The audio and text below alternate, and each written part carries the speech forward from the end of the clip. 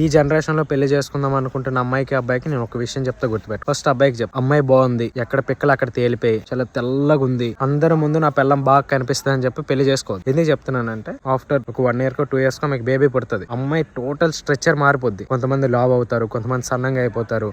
ఏంటిది ఇంత దరిద్రంగా తయారైందని చెప్పి నీకు అనిపిస్తుంది. కాబట్టి ఎప్పుడు అందం చూసి మాత్రం పెళ్లి చేసుకోవద్దు. అది పర్మనెంట్ కాదు.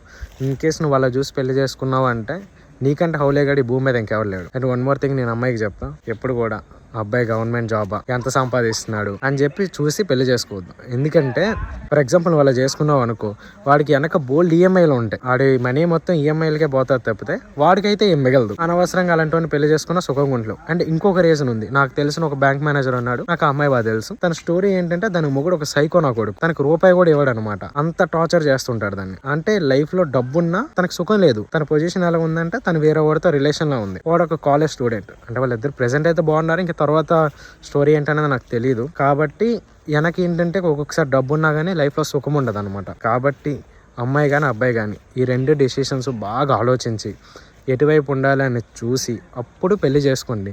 లేదంటే సంకనాగిపోతాయి మీ జీవితాలు. అది దీని మీద మీ ఒపీనియన్ ఏంటో కామెంట్ చేయండి.